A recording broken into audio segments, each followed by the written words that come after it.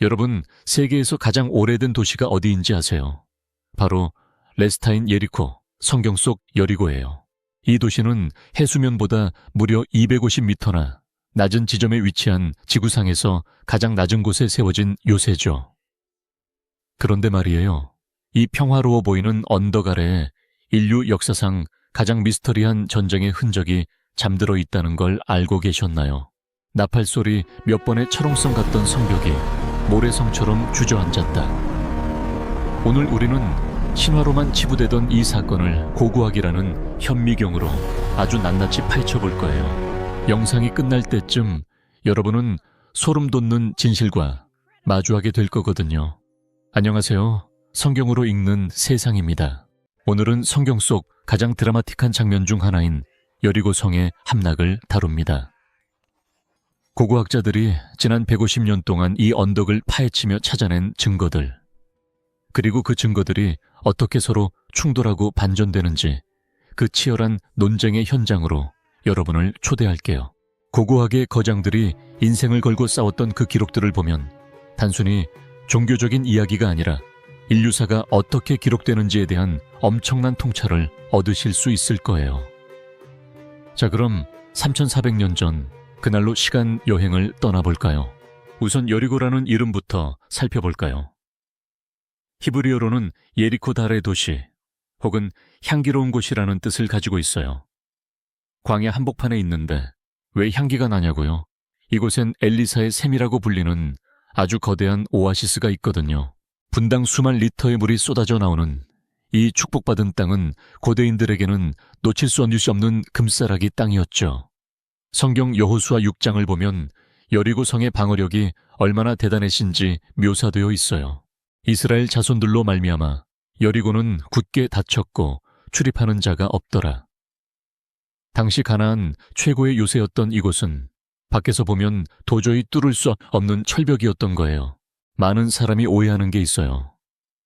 이스라엘 사람들이 그냥 나팔 불고 소리 좀 질렀다고 성벽이 무너졌다는 게 말이 되라며 비과학적이라고 치부해버리죠. 하지만 성경의 기록을 자세히 보면 이건 단순한 소음의 문제가 아니에요. 7일 동안 매일 성 주변을 한 바퀴씩 돌고 마지막 날에는 7번을 돌았다고 하죠. 이건 일종의 심리전이자 고대 전쟁의 특수한 의식이었을 가능성이 큽니다. 그리고 결정적으로 고고학은 이 비과학적인 결론이 실제로 일어났을지도 모른다는 물리적 증거를 제시하기 시작합니다. 이야기는 1930년대로 거슬러 올라갑니다. 영국의 저명한 고고학자 존 가스탕이 여리고의 언덕, 즉 텔 에스 술탄에 삽을 꽂았어요. 그는 6년 동안 이 언덕을 샅샅이 뒤졌고 드디어 전 세계를 깜짝 놀라게 할 발표를 합니다. 내가 찾았다. 성벽이 밖으로 무너져 내린 흔적을 찾았다. 가스탕이 발견한 것은 두 겹으로 된 성벽이었어요. 안쪽 성벽과 바깥쪽 성벽이 있었는데 놀랍게도 성벽이 안으로 무너진 게 아니라 밖으로 쏟아져 내려 있었죠. 보통 성이 함락될 때는 밖에서 안으로 밀고 들어오니까 안쪽으로 무너지는 게 정상인데 말이에요. 가스탕은 말했어요. 이건 성경의 기록대로 성벽이 무너져서 이스라엘 백성들이 그 위를 타고 성 안으로 직진해 올라갔다는 결정적 증거다. 그는 이 파괴의 시기를 기원전 1400년경으로 보았고 이는 성경의 출애굽 연대와 완벽하게 일치했습니다. 당시 기독교계와 학계는 열광의 도가니였죠. 가스탕의 승리는 오래가지 못했습니다. 1952년 깐깐하기로 소문난 영국의 여성 고고학자 캐슬린 캐년이 여리고에 도착했거든요. 그녀는 단 며칠 만에 가스탕의 발굴지를 훑어보고는 차갑게 말했습니다. 가스탕은 완전히 틀렸어요. 이 성벽은 여호수아와 아무 상관이 없습니다. 캐년은 당시 고고학계의 판도를 바꾼 인물이었어요. 그녀가 가져온 무기는 단순히 더 큰 삽이 아니라 층위학이라는 아주 정밀한 과학적 방법론이었죠. 캐년은 가스탕의 방식이 너무 거칠다고 생각했습니다. 그녀는 마치 수술을 집도하는 외과 의사처럼 여리고 언덕을 아주 좁고 깊게 파고 들어갔어요. 그리고 그녀는 가스탕이 보지 못한 틈을 발견합니다. 캐년의 분석 결과는 가스탕의 열광에 찬물을 끼얹었습니다. 그녀의 주장은 이랬습니다. 가스탕이 발견한 무너진 성벽은 분명히 존재합니다. 하지만 그 성벽은 여호수아 시대인 기원전 1400년경의 것이 아니라 그보다 1000년이나 앞선 기원전 2300년경 초기 청동기 시대의 것입니다. 그녀는 근거로 도자기를 들었습니다. 고대 사회에서 도자기는 오늘날의 패션과 같아서 시대마다 유행이 확실하거든요. 캐년이 판 지층에서는 이스라엘 백성이 여리고에 도착했을 시기인 후기 청동기에 도자기가 거의 발견되지 않았습니다. 그녀의 결론은 단호했죠. 이스라엘이 여리고에 왔을 때 그곳은 이미 버려진 폐허였거나 아주 작은 마을에 불과했다. 무너뜨릴 성벽조차 없었다. 이 발표는 기독교계뿐만 아니라 역사학계 전체에 엄청난 충격을 주었습니다. 성경의 기록이 역사가 아니라 민담이나 신화로 격화되는 순간이었으니까요. 이후 수십 년 동안 캐슬린 캐년의 이 공백 이론은 여리고 고고학의 표준이 되었습니다. 하지만 역사는 여기서 끝나지 않습니다. 1990년 고고학자 브라이언트 우드가 등장합니다. 그는 캐년이 남긴 방대한 발굴 보고서를 처음부터 끝까지 다시 읽기 시작했어요. 우드는 캐년의 위대한 업적을 인정하면서도 한 가지 의문을 가졌습니다. 과연 캐년이 모든 데이터를 완벽하게 해석했을까? 우드는 캐년이 후기 청동기 도자기가 없다라고 결론 내린 이유를 파고들었습니다. 그런데 놀라운 일이 벌어집니다. 우드가 캐년의 발굴 목록에서 키프로스산 이색 도자기를 찾아낸 거예요. 이 도자기는 기원전 1400년경, 즉 여호수아 시대에만 아주 짧게 유행했던 귀한 수입품이었습니다. 캐년은 왜 이걸 놓쳤을까요? 그녀는 여리고 언덕에 아주 좁은 구역만 팠기 때문에 표본이 부족했던 것이고, 결정적으로 당시의 연대 측정 기준이 지금보다 부정확했던 겁니다. 우드는 말했습니다. 캐년은 없는 것을 찾으려 하지 말고 있는 것을 제대로 봤어야 했다. 우드의 결정적 한 방은 따로 있었습니다.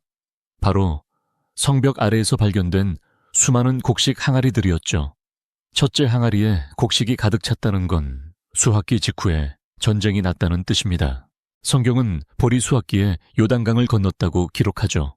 둘째 곡식이 그대로 남아있다는 건 공성전이 아주 짧았다는 뜻입니다.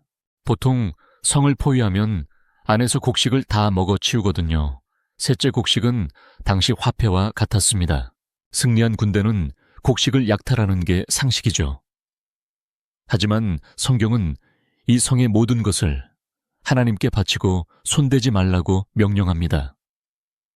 고고학적으로 발견된 타버린 채 남아있는 곡식 항아리는 이 황당한 기록을 증명하는 강력한 물증이 되었습니다. 자, 그럼 이제 과학적으로 접근해 봅시다. 어떻게 나팔 소리에 성벽이 무너질까요? 지질학자들은 여리고의 위치에 주목합니다. 여리고는 세계에서 가장 큰 단층대 중 하나인 요르단 지구대 바로 위에 있습니다. 이곳은 지진이 굉장히 빈번한 지역이죠. 지진학자들의 가설은 이렇습니다.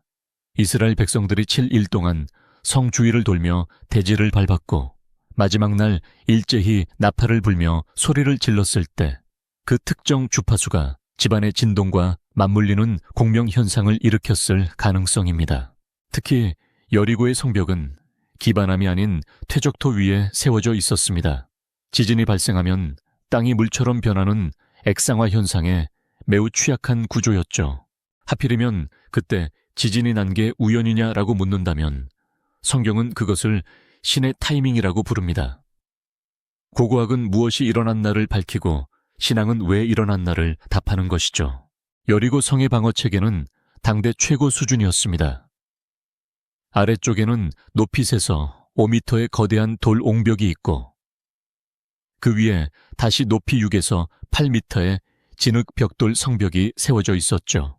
밖에서 보면 10m가 넘는 절벽과 같았습니다. 그런데 발굴 결과 위에 있던 진흙 벽돌들이 옹벽 바깥쪽으로 쏟아져 내려와 있는 것이 확인되었습니다. 이게 왜 중요할까요? 무너진 벽돌들이 쌓이면서 천연 경사로를 만들어준 거예요.